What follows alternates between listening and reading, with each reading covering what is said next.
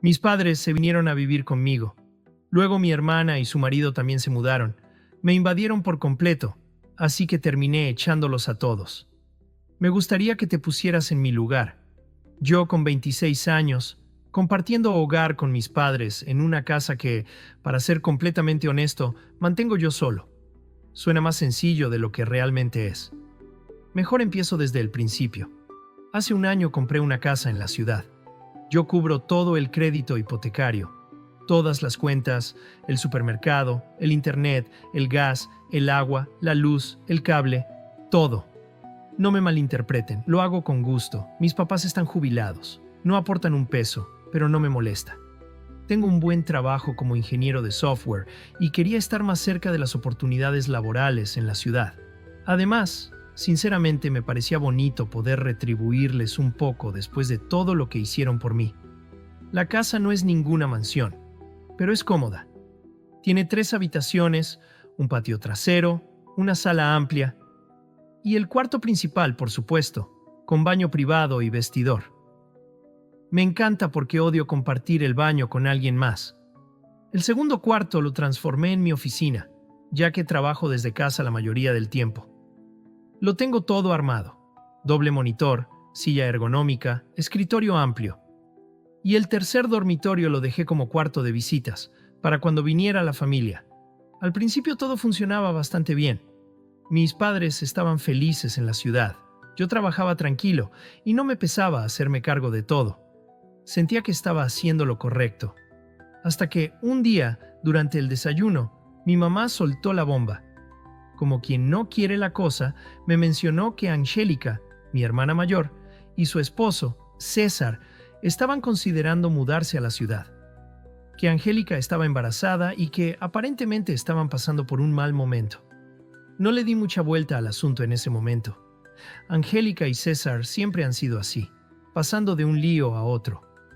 Supuse que, si venían, alquilarían algún departamento pequeño cerca. Nada dramático. Días después, mi mamá me llamó para hablar conmigo, con ese tono suave que usa cuando intenta disimular algo. Me dijo que habían invitado a Angélica y a César a quedarse con nosotros por un tiempo, hasta que se estabilizaran. Lo dijo así, como quien comenta que lloverá en la tarde. No me preguntaron si estaba de acuerdo, ni me incluyeron en la decisión. Simplemente lo hicieron. Todavía estaba procesando todo cuando, sin más, Angélica y César llegaron con sus maletas. Claramente no venían solo por unos días. Se instalaron como si ya fuera su casa. Desde el primer momento supe que no pensaban irse pronto. Y ahí fue cuando comencé a sentir el peso de todo.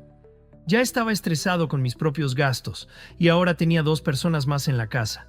2 bocas más que alimentar, más consumo de agua, de electricidad, más de todo. Y nadie, absolutamente nadie, se detuvo a preguntarme cómo me sentía con eso. ¿Quiero a mi hermana? Claro que sí. Pero Angélica no es precisamente un ejemplo de responsabilidad. Siempre termina en líos y los demás terminamos sacándola. César no me cae mal, pero tiene una actitud que me incomoda. Anda con un aire de que, porque Angélica está embarazada, el mundo tiene que detenerse y girar a su favor. La tensión empezó a colarse desde casi el primer momento en que se instalaron. A los pocos días, César ya soltaba esos comentarios pasivo-agresivos disfrazados de amabilidad. Cosas como: esta casa es enorme, debe ser difícil mantenerla limpia tú solo. O vamos a necesitar bastante espacio para todas las cosas del bebé cuando llegue. Al principio los dejé pasar. Pensé que eran solo observaciones sin malicia. Pero una noche la situación escaló. Angélica y César me pidieron hablar. Imaginé que por fin iban a reconocer lo mucho que estaban cargando sobre mí, tal vez incluso ofrecerse a ayudar con los gastos. Lo que recibí fue algo completamente distinto. César, con una tranquilidad que rozaba lo descarado, me dijo: estuvimos pensando, tendría mucho más sentido que nosotros tomáramos la habitación principal. Por un momento creí que había escuchado mal. Pero no, porque Angélica lo remató como si nada. Sí, es que con el bebé necesitamos espacio y tu habitación tiene el vestidor y baño privado. Sería ideal. Solo para ponerlo en contexto, yo pago la hipoteca, yo mantengo esta casa, yo cubro todas las cuentas. Y aún así, ellos, sin aportar nada, estaban proponiendo que les entregara mi cuarto, mi espacio. Tuve que contenerme. Les respondí lo más tranquilo que pude. ¿Y por qué no usan la habitación de invitados? Tiene buen tamaño. César me miró como si hubiera sugerido que durmieran en el garaje. Esa habitación no tiene vestidor, dijo. El bebé va a necesitar espacio. Ahí fue cuando llegué a mi límite. Les dije claro y directo. No voy a ceder mi habitación. Pueden quedarse en el cuarto de invitados o pueden buscar otro lugar. Es su decisión. Angélica me miró como si acabara de traicionar a la familia. César, por su parte, estaba visiblemente ofendido. En ese instante supe que la cosa no iba a terminar bien. Y así fue. En los días siguientes, la incomodidad creció. Noté cómo Angélica y César empezaban a actuar como si la casa ya les perteneciera. Sus cosas aparecían por todos lados. Zapatos tirados cerca del sofá, revistas de embarazo desparramadas sobre la mesa. Incluso escuché a César diciendo dónde iba a poner la cuna, como si ya hubiera tomado posesión del lugar. Un día tuve que salir a la oficina por una reunión. Cuando regresé y entré a la casa, sentí que se me helaba la sangre. Mis cosas personales, ropa, el monitor de mi computadora, libros, hasta mis almohadas, estaban apiladas en el pasillo. Entré como un rayo a mi habitación y ahí estaba Angélica, empacando lo que quedaba, como si nada.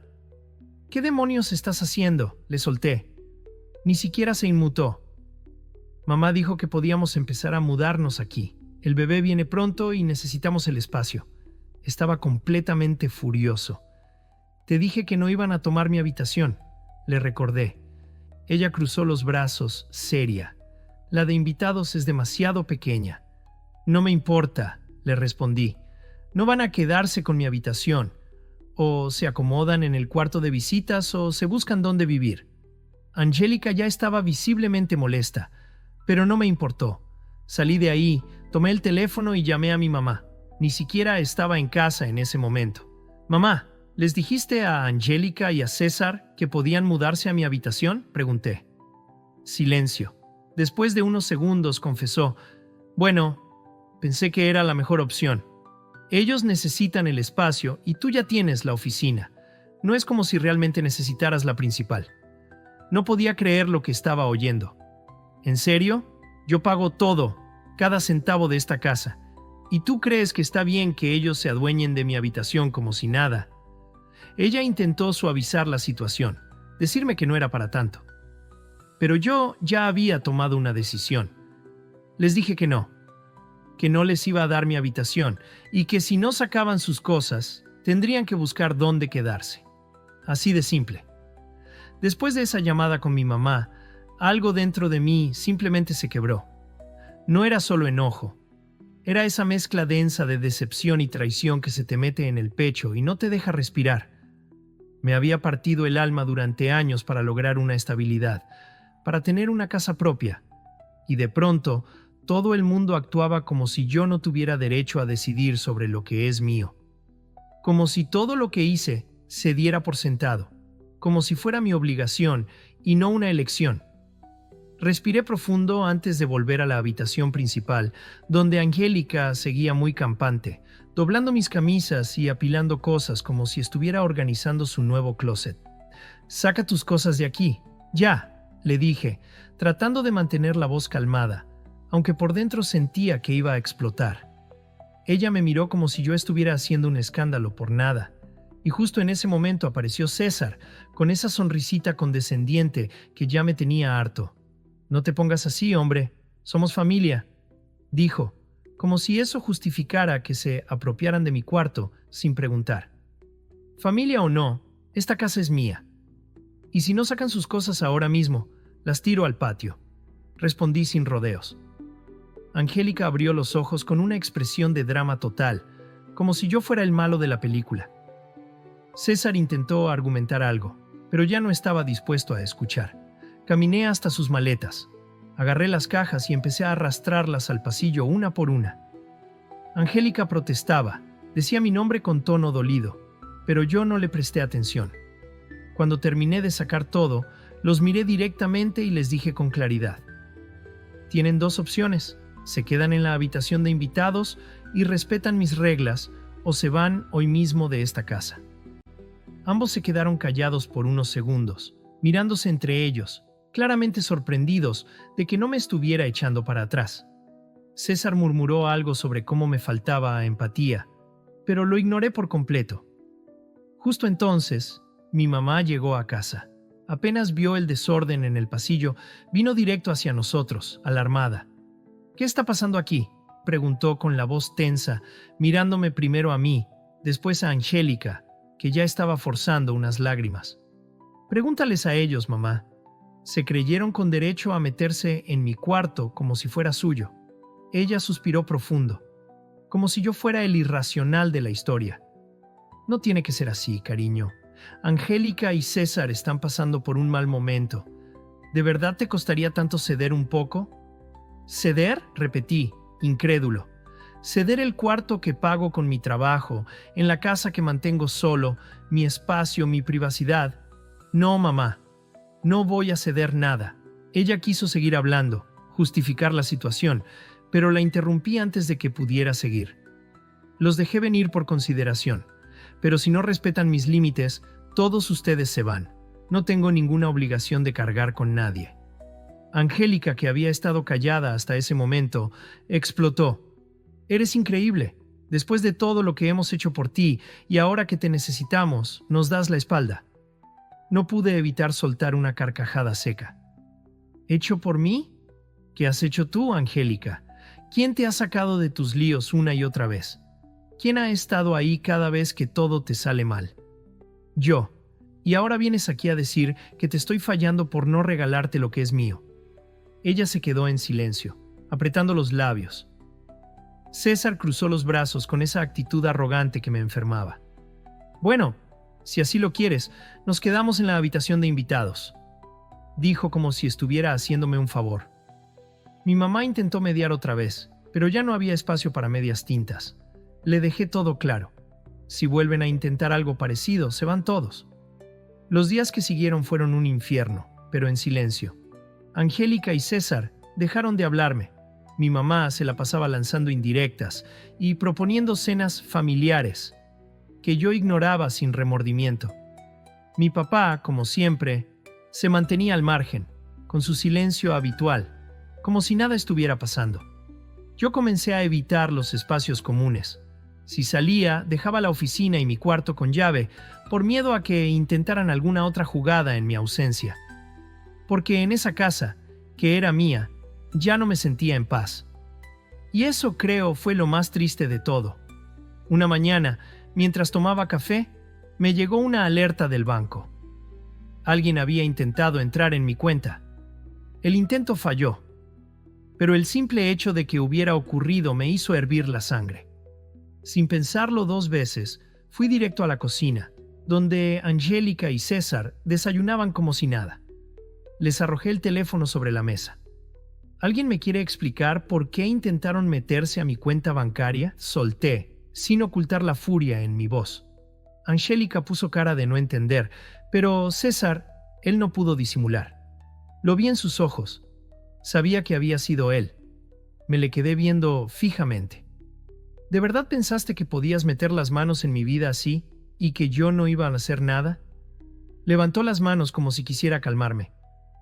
Solo estábamos revisando si podíamos ajustar algunas cosas. Ya sabes, considerando que ahora compartimos gastos. ¿Compartimos gastos?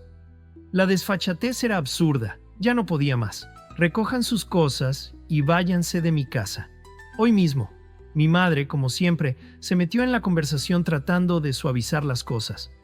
«No los eches así. No es justo», me decía con voz suplicante. Pero ya había cruzado un límite y yo no pensaba retroceder ni un paso. «Tienen 1 hora para empacar. Si siguen aquí después de eso, llamo a la policía». Angélica rompió en llanto, esta vez de verdad, pero a esas alturas ya no me quedaba ni una pizca de empatía. Estaba agotado. Fui al teléfono y llamé a una empresa de mudanzas. Pedí que vinieran de inmediato por sus cosas. Menos de una hora después, el camión estaba frente a la casa. Se fueron furiosos, con mi madre lanzando miradas tristes como si yo fuera el culpable de todo, y mi padre siguiendo el desfile sin decir una palabra, como siempre. Cuando la puerta se cerró tras ellos, me dejé caer en el sofá. Exhalé como si por fin pudiera respirar después de semanas de tensión. El silencio de la casa me pareció extraño al principio, pero pronto me di cuenta de que era justo lo que necesitaba. La paz. La tranquilidad de estar solo en mi espacio. Hice lo correcto, porque por más familia que sean, nadie tiene derecho a invadir mi vida ni a robarme lo que he construido. Después de su partida, la calma volvió, pero también se quedó un nudo en el pecho. No podía dejar de pensar en la manera en que intentaron arrebatarme mi lugar, ni en cómo mi madre decidió ponerse de su lado. Esa parte era la que más dolía.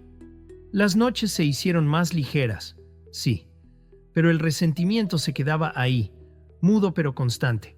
Sentía que echarlos no había sido suficiente.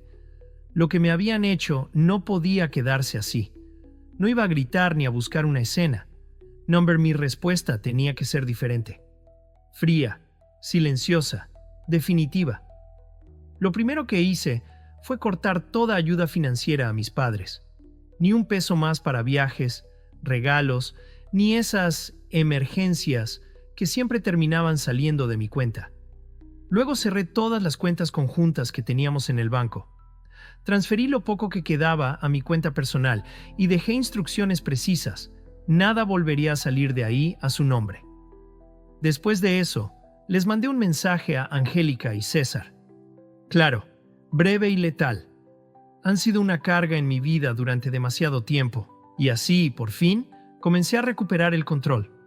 Espero sinceramente que hayan aprendido lo que significa vivir dependiendo de otros. No quiero volver a recibir una sola petición, un solo mensaje. Bloqueé sus números sin titubeos. No iba a darles espacio para justificarse ni explicarse. Ese solo fue el primer paso. Conocía perfectamente la obsesión de Angélica por sostener la fachada de una familia perfecta. Siempre publicaba imágenes cuidadosamente editadas, sonrisas de revista, frases inspiradoras. Fingía que su embarazo era el clímax de una historia de amor ideal y que César era el esposo perfecto. Pero yo conocía lo que había detrás. Sabía que César llevaba meses sin empleo, que las discusiones entre ellos eran cosa de todos los días y que apenas podían sostener las apariencias. Tomé nota de todo lo que había escuchado en sus conversaciones, detalles que ambos pensaban que no habían sido oídos, mentiras sobre préstamos, reclamos por facturas impagas y las deudas que César había acumulado intentando aparentar una vida que no podían pagar. Con esa información armé un perfil anónimo en redes sociales.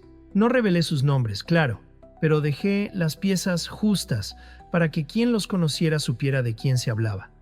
Poco a poco, las grietas comenzaron a mostrarse. Las dudas se sembraron entre sus amigos, entre sus familiares. Las preguntas incómodas no tardaron en aparecer bajo cada publicación. Tanta fue la presión que Angélica y César terminaron cerrando sus cuentas. Las peleas entre ellos, que ya eran parte del día a día, se volvieron insostenibles. Me enteré por una tía lejana que Angélica estaba fuera de sí, reprochándole a César no haber sabido sostener la imagen que tanto le importaba, como si eso fuera lo único que la sostenía. La madre de César descubrió finalmente las deudas que él había estado escondiendo, y con eso se rompió todo vínculo entre ellos. Mientras tanto, mi madre seguía escribiéndome mensajes eternos, llenos de súplicas y arrepentimientos forzados, pidiéndome que arreglara las cosas, que fuéramos una familia otra vez. No respondía ninguno. Para mí ya no había vuelta atrás. No permitiría que me volvieran a arrastrar a ese juego donde siempre era yo quien daba, quien aguantaba, quien perdía. Sabía que mis padres estaban intentando vender la casa para cubrir sus deudas y asegurar una jubilación tranquila. Así que decidí dar el último golpe. Le pedí a un amigo corredor que hiciera una oferta falsa, por debajo del valor de mercado, pero lo bastante tentadora como para que la aceptaran rápido. Mis padres, desesperados, mordieron el anzuelo. Rechazaron otras ofertas esperando cerrar ese trato. Cuando todo ya estaba a punto de firmarse, mi amigo retiró la oferta. Sin explicación, sin espacio para reaccionar. Quedaron atrapados. La ansiedad se apoderó de ellos. Las deudas seguían acumulándose y ya no tenían compradores interesados. Era el principio del fin. Para entonces todo se había derrumbado. Angélica y César al borde del divorcio, mis padres arruinados y sin salida, y yo, finalmente libre. Libre del peso que habían significado durante años. Un día mi madre apareció en mi puerta. El rostro demacrado, la voz temblorosa, suplicando que los ayudara. La dejé hablar, y cuando terminó, la miré sin enojo, sin rencor, solo con una certeza inquebrantable. Te lo advertí. Les dije que no cruzaran mis límites. Ahora vivan con las consecuencias. Cerré la puerta con firmeza y regresé a disfrutar del silencio que tanto me había costado recuperar. Con el tiempo, supe que Angélica, ya divorciada, volvió a vivir con mis padres. César desapareció del mapa, enterrado en sus propias deudas. Mis padres nunca lograron vender la casa. El banco se la quitó. Terminaron todos juntos, compartiendo un pequeño departamento en las afueras, olvidados por todos, sin casa, sin dinero, sin máscaras. Yo seguí adelante, me enfoqué en mi carrera, invertí en mí, me mudé a otra ciudad, rodeado de gente que realmente me valora. No me detuve a mirar atrás. La venganza ya no me quemaba por dentro, ya había cumplido su propósito. Aprendieron, aunque tarde, que no se puede aplastar a alguien una y otra vez sin esperar que un día se levante. Ellos se quedaron con nada. Y yo, por fin, con todo lo que merezco. Dime, ¿qué hubieras hecho en mi lugar?